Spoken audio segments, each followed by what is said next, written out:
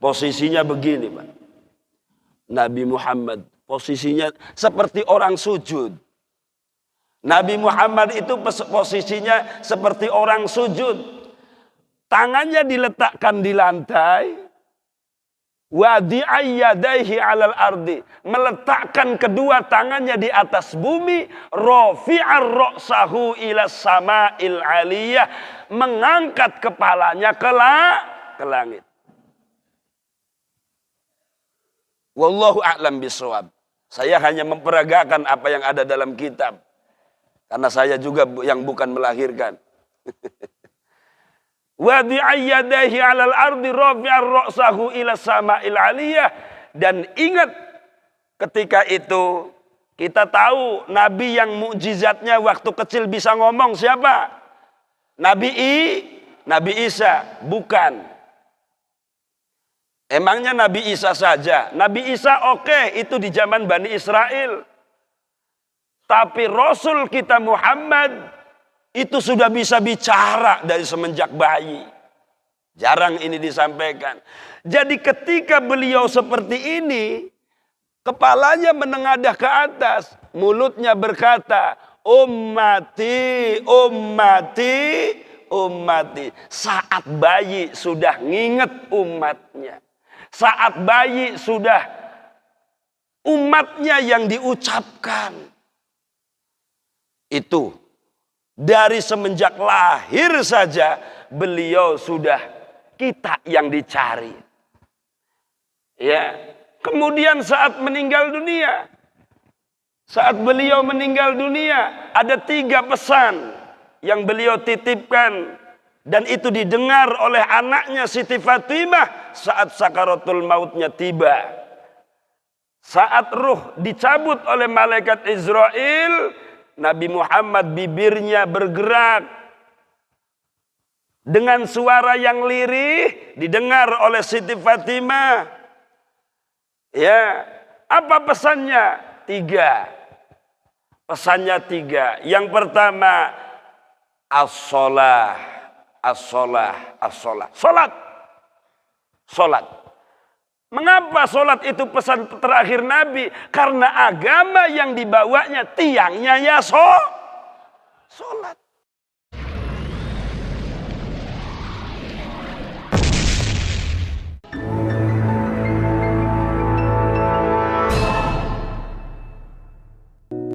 Sallallahu ala Muhammad,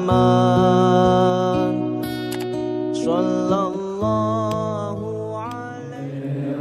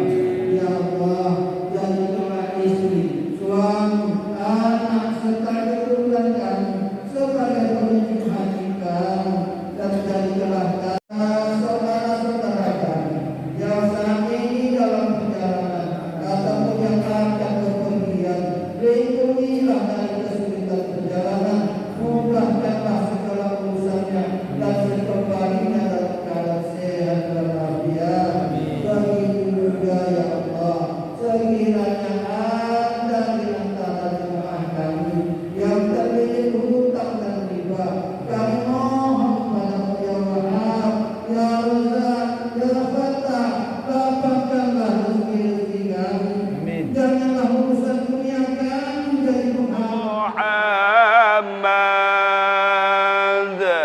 sallallahu alaihi wasallam,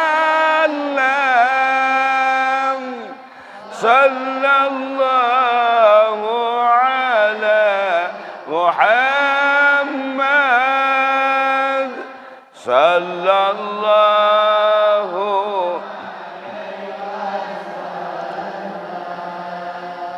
ya habibi ya Muhammad ya arusal khafiqaini ya habibi ya Muhammad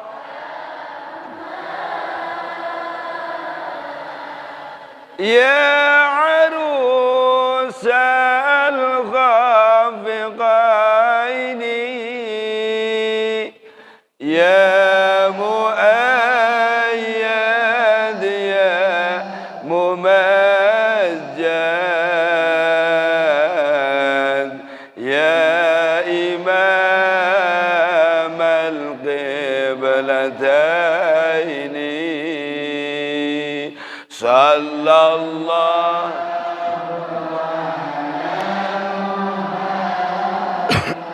isma' lana ya Rasulullah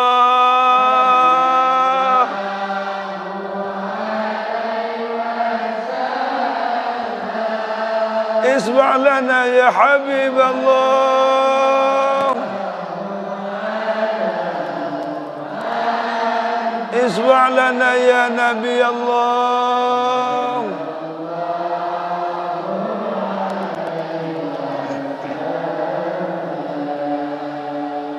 Nabi Muhammad kekasihku, betapa ku rindu padamu. Nabi Muhammad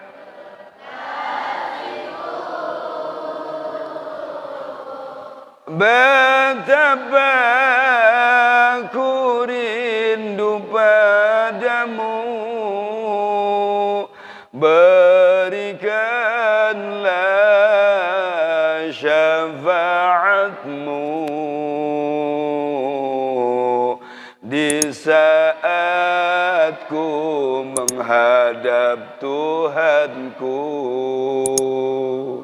Sallallahu ala Muhammad sallallahu alaihi wasallam sallallahu ala Muhammad sallallahu alaihi wasallam. Sallu ala Nabi Muhammad. Assalamualaikum warahmatullahi wabarakatuh.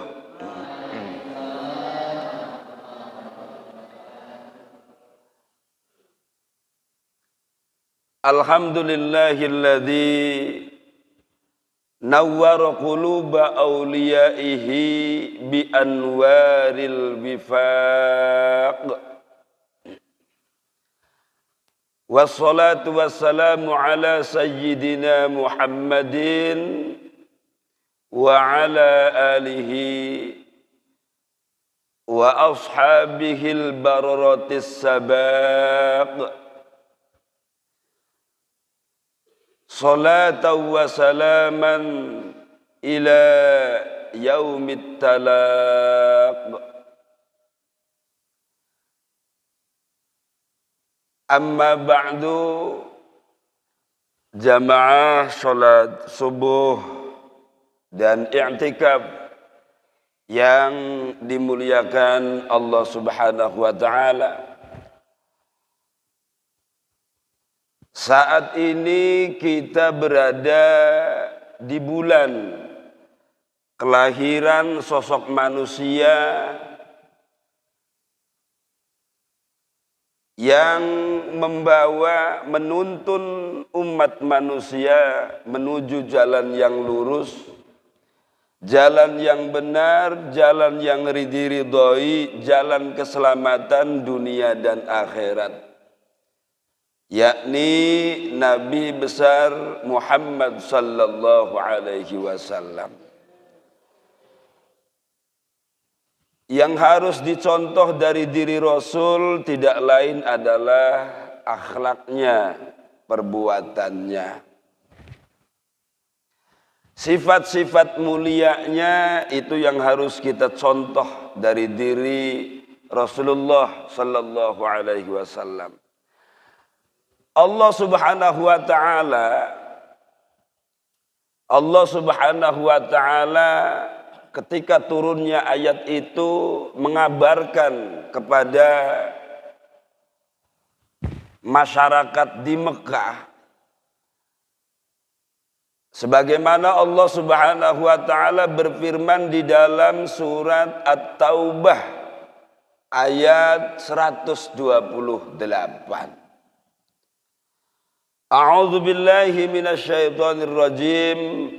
Laqad ja'akum rasulun min anfusikum azizun 'alaihi ma 'anittum harisun 'alaikum bil mu'minina raufur rahim.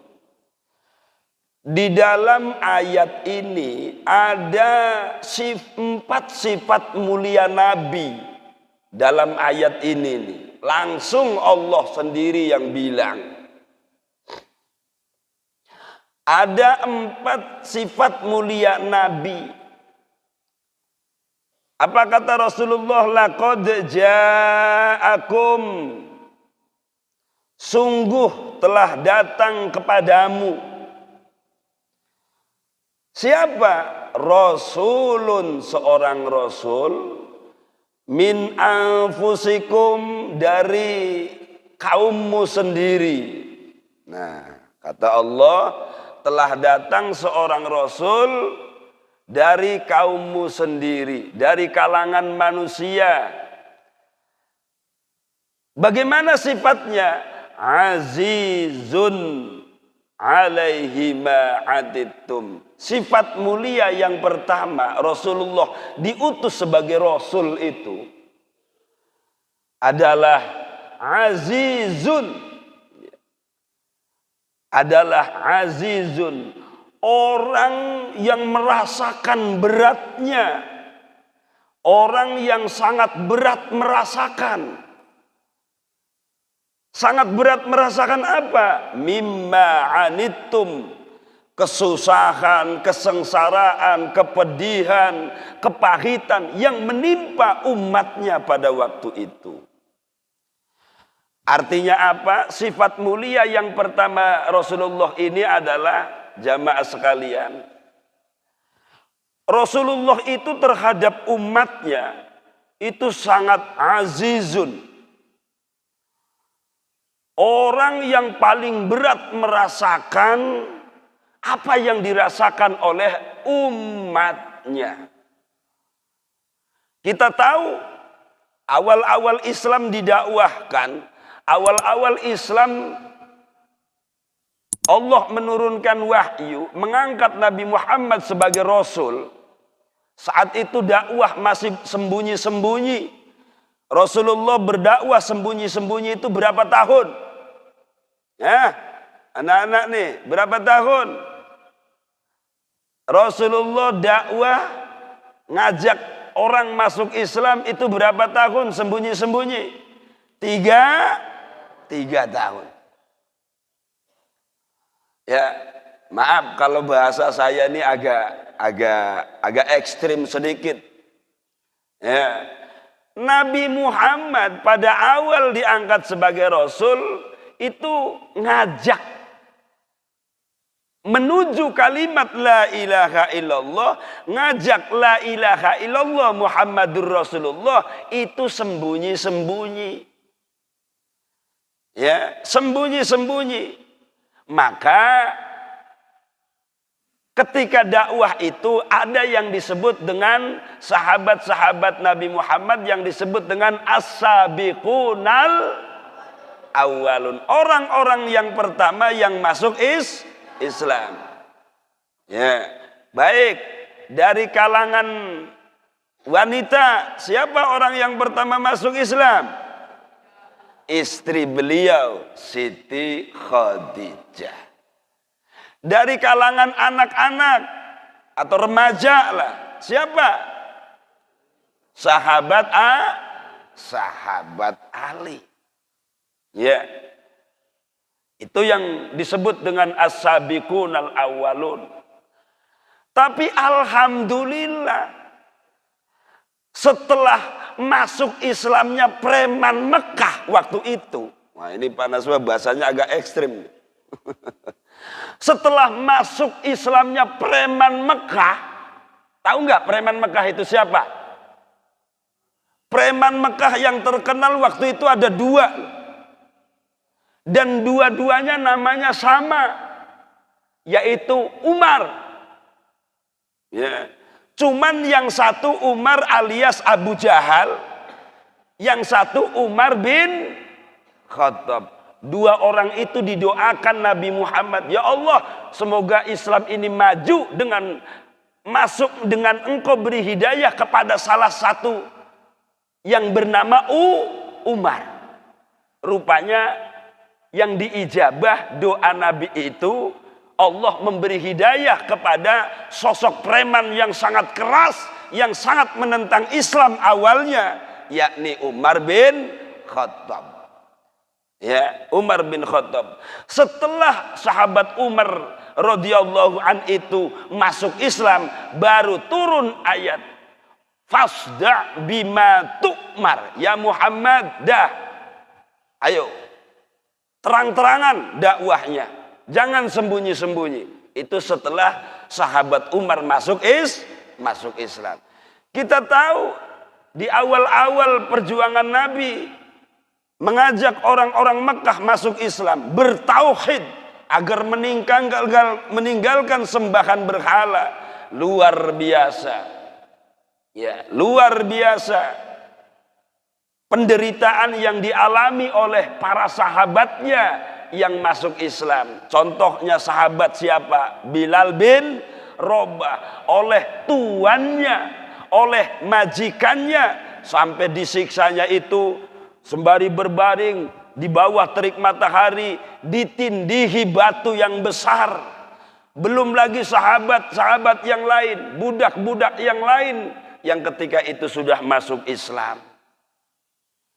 Itu Nabi Muhammad pada waktu itu, Masya Allah, sangat merasakan pedihnya penderitaan sahabat-sahabatnya. Sangat merasakan pedihnya yang dialami oleh orang-orang yang masuk Islam, oleh umatnya pada waktu itu. Jadi Nabi Muhammad itu adalah orang yang paling sayang kepada umatnya. Bahkan ibu kita itu katanya orang yang sosok yang paling penyayang. Begitu Bang Haji kan? Ibu kita yang melahirkan kita itu adalah sosok manusia yang paling penyayang. Tapi ingat, kasih sayang ibu kita itu ya masih kalah kasih sayang orang tua kepada anaknya. Kasih sayang ibu kepada anaknya itu masih kalah oleh kasih sayang Nabi Muhammad kepada umatnya. Orang tua kita memang sayang, ibu kita memang sayang, tapi kasih sayang ibu kita tidak bisa mengalahkan kasih sayang Nabi Muhammad kepada umatnya. Jamaah sekalian yang dimuliakan Allah, Nabi Muhammad sallallahu alaihi wasallam kita tahu waktu lahir ke dunia. Ya, beliau ketika dilahirkan dalam Al-Barzanji itu ada wa baraza sallallahu alaihi wasallam. Terus, ayo anak-anak pondok. Wa baraza sallallahu alaihi wasallam. Terus, wadi'a yadayhi 'alal ardi rafi'ar ra'sahu ila sama'il 'aliyah. Nabi Muhammad tuh, kalian kan belajar berjanji. Setiap Jumat dibaca tuh, jangan bacaannya saja, artinya juga dipelajari. Tengok tuh, ada dibaca. Wa baraja sallallahu alaihi wasallam wadi'an yadaihi. Nabi Muhammad ketika dia dilahirkan, wadi'an yadaihi 'alal ardi. Gampangannya kalau saya peragakan tuh begini. Begitu brojol keluar dari rahim ibunya, wadi'an yadaihi 'alal ardi. Posisinya begini, Pak. Nabi Muhammad posisinya seperti orang sujud. Nabi Muhammad itu posisinya seperti orang sujud. Tangannya diletakkan di lantai. Wadi'a yadaihi 'alal ardi. Meletakkan kedua tangannya di atas bumi. Rafi'ar ra'sahu ila sama'il 'aliyah. Mengangkat kepalanya ke langit. Wallahu a'lam bishawab. Saya hanya memperagakan apa yang ada dalam kitab. Karena saya juga yang bukan melahirkan. Wadi'a yadayhi 'alal ardi rafi'ar ra'sahu ila sama'il 'aliyah. Dan ingat ketika itu kita tahu nabi yang mukjizatnya waktu kecil bisa ngomong siapa? Nabi Isa, bukan. Emangnya Nabi Isa saja? Nabi Isa oke, itu di zaman Bani Israel. Tapi Rasul kita Muhammad itu sudah bisa bicara dari semenjak bayi. Jarang ini disampaikan.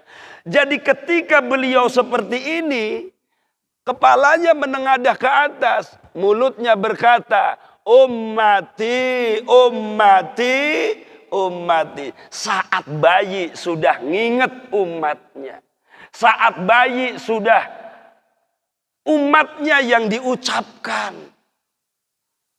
Itu dari semenjak lahir saja beliau sudah kita yang dicari.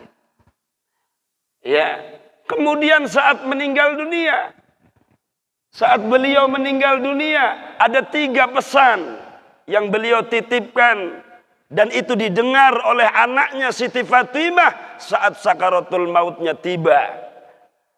Saat ruh dicabut oleh malaikat Israel, Nabi Muhammad bibirnya bergerak dengan suara yang lirih didengar oleh Siti Fatimah. Ya, apa pesannya? 3. Pesannya 3. Yang pertama, as-shalah, as-shalah, as-shalah. Salat. Salat. Mengapa sholat itu pesan terakhir Nabi? Karena agama yang dibawanya tiangnya ya sholat. Artinya apa? Kalau umat Islam, kalau umat yang mengaku sebagai umatnya Rasulullah, mengaku sebagai umat Islam, yang bangunan Islam itu tiangnya sholat, lalu umatnya sudah tak mau datang untuk melaksanakan sholat, sama dengan Islam yang telah jerih payah diperjuangkannya, diruntuhkan oleh umatnya sendiri. Ingat, ya, kemarin sudah saya sampaikan hadis Rasulullah. Ada 6 hal yang aneh. Ada 6 hal yang aneh, kata Rasulullah. Padahal 6 hal itu adalah sesuatu yang mulia. Yang pertama apa? Yang pertama, masjid itu mulia, tapi bisa menjadi masjid aneh. Yang pertama, al-masjidu gharibun. Masjid itu bisa menjadi masjid yang asing, menjadi masjid yang aneh. Idza kana mabniyan fima baina qaumin la yusalluna fi. Masjid sudah dibangun, gedung-gedung indah-indah. Ya, masjid dibangun, gedung-gedung tapi isinya kosong, melompong. Itu masjid aneh. Mohon maaf, untuk tahun yang bersamaan ada 2 masjid di lingkungan kita yang dibangun megah. Satu masjid Teluk Pulau Hilir, apa Kang? Naon eta masjid namina? Al-Mubarakah. Yang kedua Masjid Hidayatullah. Luar biasa, indah, cantik, tapi akan berubah seketika itu menjadi masjid aneh. Fima baina qaumin la yusalluna fi. Ketika sudah jerih payah membangun. Gak usah umat yang tidak ikut membangun, yang ikut membangunnya saja gak pernah datang ke masjid. Insyaallahu Rabbi. Itu namanya masjid masjid aneh. Ya, nu di Teluk Pulau nggak mau kan pengen jadi masjid aneh Al-Mubarak. Hidayatullah nggak pengen jadi masjid aneh.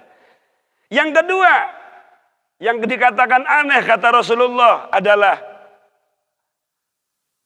wal mushafu gharibun. Al-Quran itu mulia. Nggak ada orang yang mengatakan bahwa Al-Quran itu tidak mulia. Contohnya, sampulnya saja sudah tertulis Al-Quranul Apa artinya? Apa artinya, Nak? Al-Quran yang mulia. Nggak ada orang yang mengatakan Al-Quran itu tidak mulia. Pasti mulia.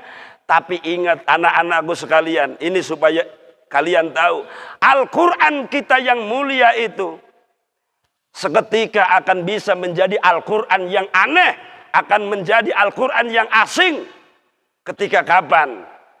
Ya, ketika fi manzili qaumin la yaqra'una fi. Ketika Al-Quran berada di rumah orang yang tak pernah mau membaca. Maaf, anak-anak santri di rumah kalian, di rumah orang tua kalian ada Al-Quran? Ingat, Al-Quran akan melaknati penghuni rumah ketika dia hanya menyimpan, menjadikan hiasan tanpa dibaca.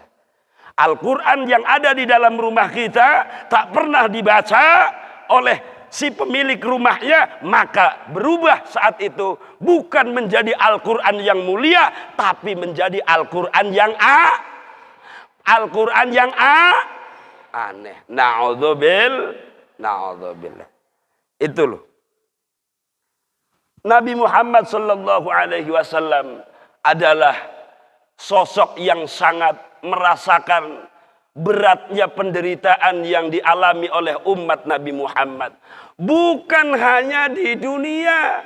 Awas ya, saat lahir Nabi Muhammad sudah mikirkan umatnya. Saat meninggal dunia 3 pesan. Salat. Yang kedua, apa pesan Rasulullah?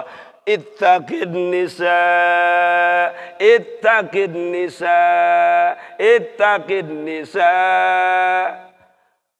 Jaga perempuan.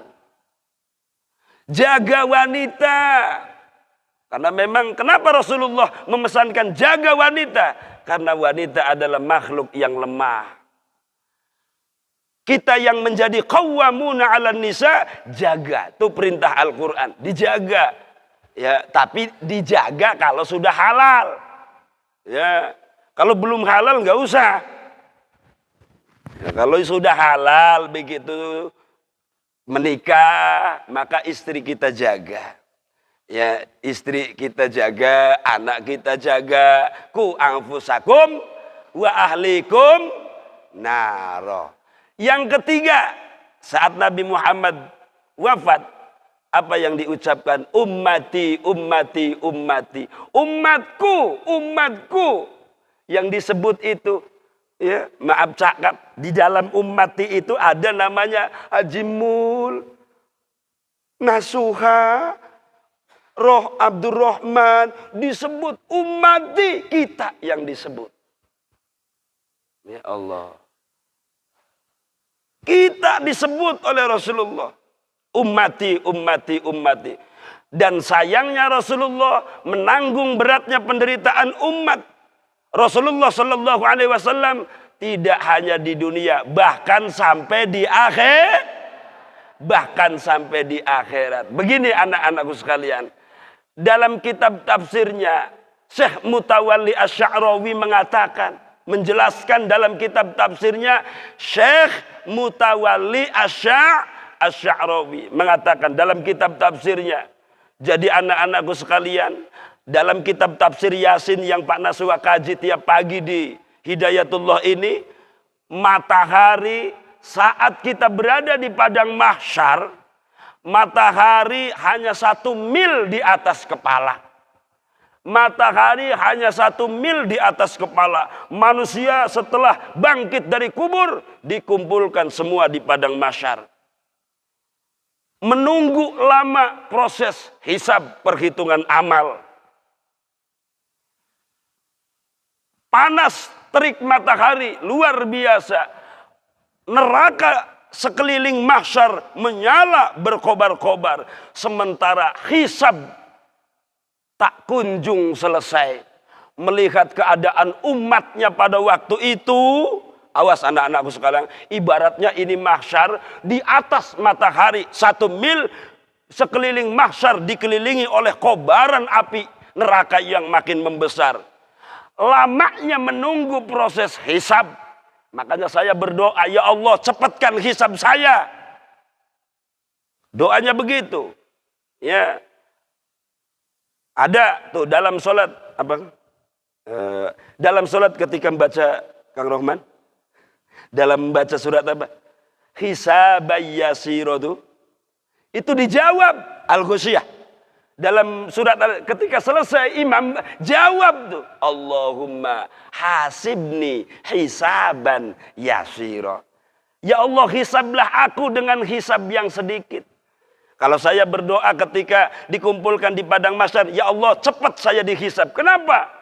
Masya Allah, nunggu lamanya proses hisab itu luar biasa. Matahari terik di atas kepala, api neraka berkobar di sekelilingnya.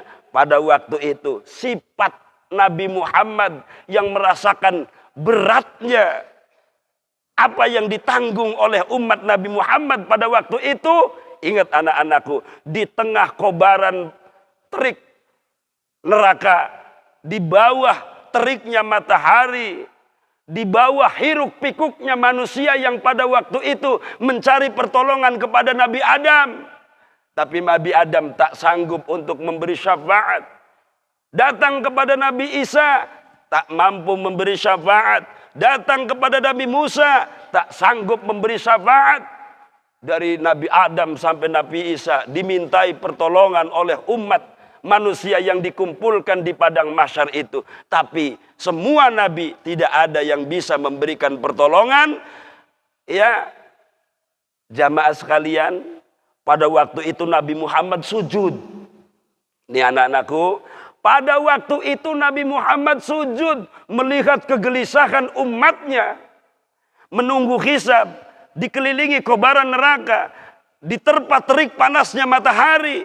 Nabi Muhammad saat itu sujud. Ya. Nabi Muhammad saat itu sujud, dan sujudnya sambil mengatakan 3, kalau yang ada di dalam kitab tafsirnya 3 kata. Sembari bersujud, Nabi Muhammad sembari menangis dalam sujudnya, beliau berkata, Allahumma ummati, Allahumma ummati, Allahumma ummati. Ya Allah umatku, ya Allah umatku, ya Allah umatku. Ketika lahir, umatku, umatku, umatku. Ketika wafat, umatku, umatku, umatku. Ketika di padang mahsyar, umatku. Lalu melihat Nabi Muhammad sedang sujud dan dalam keadaan menangis, sembari meratap, sembari merintih, ummati, Allah nampak kekasihnya. Ingat ya Allah, jamaah sekalian, Nabi Muhammad itu akan menjadi kekasih Allah bukan hanya waktu di dunia, bahkan sampai nanti di akhirat. Permintaan Nabi Muhammad di akhirat tetap akan dikabulkan oleh Allah. Karena dia tetap menjadi kekasih Allah. Gak usah khawatir. Makanya Nabi Muhammad. Lanjut. Betapa. Nah, syaratnya kita harus senantiasa merindukan Rasulullah. Kalau Pak Nasuha tuh, apalagi dengan suara yang menggema apa, udah kayak lemes kabeh apa. Otot-otot, ros-rosan, lemes, dada bergetar. Kalau sudah kita bareng-bareng dengan khidmat, dengan khusyuk, ya Allah, luar biasa. Dalam keadaan sujud menangis, mengatakan, ya Allah umatku, ya Allah umatku. Allah melihat, Jibril, itu kekasih saya, sedang menangis terseduh-seduh dalam keadaan sujud.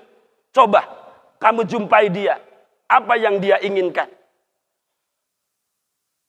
Mengapa Nabi Muhammad melakukan itu? Karena sangat menanggung beratnya pedih padang mahsyar yang dialami oleh umatnya, oleh Nasuha, oleh Haji Mul, oleh Haji Salim, oleh Kang Sume, oleh Haji Ujang dan semuanya saat di padang mahsyar. Masya Allah, beratnya luar biasa. Rasulullah menanggung itu semua, luar biasa. Akhirnya malaikat Jibril datang kepada Nabi Muhammad yang saat itu sedang sujud menangis. Muhammad, mengapa engkau lakukan ini? Kata malaikat Jibril. Dijawab oleh Nabi Muhammad, Allah yang lebih mengerti. Allah yang lebih mengerti, kata Rasulullah. Okelah kalau begitu. Malaikat Jibril menghadap lagi kepada Allah. Ya Allah, kata Rasulullah, dia mengatakan engkau lebih mengetahui. Sudah. Lalu apa kata Allah Subhanahu wa taala kepada malaikat Jibril? Ya, yang dikatakan, oke, kalau begitu Jibril, katakan kepada Muhammad, Fakul, katakan hai Jibril kepada Muhammad, inna sanurdika fi ummatika. Saya meridhoi untuk umatmu, kata Allah. Wala nasu'ulaka, wala nasu'uka. Dan kami tidak akan menyakitimu. Gara Nabi Muhammad sujud, menangis, merasakan beratnya penderitaan umat Nabi Muhammad pada waktu itu di padang mahsyar. Lalu dia menangis memohon kepada Allah. Dan Allah akhirnya meridhoi kita, meridhoi kepada umat Nabi Muhammad. Akhirnya yang bisa selamat, yang mendapatkan syafaat dari Rasulullah. Sebagai penutup, ayo bareng-bareng salawat Jibril lagi. Sallallahu ala Muhammad.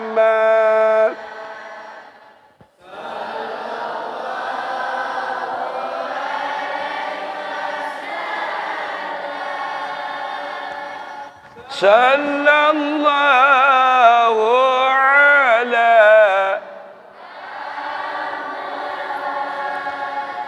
Sallallahu alaihi wasallam. Mari kita sama-sama tutup majelis ini dengan doa kifaratul majlis. Subhanakallah wa bihamdik asyhadu an la ilaha illa anta astaghfiruka wa atubu ilaik. Kurang dan lebihnya mohon maaf. Wallahul muwafiq ila aqwamit thoriq. Assalamualaikum warahmatullahi wabarakatuh. Labbaik la syarika lak labbaik innal hamda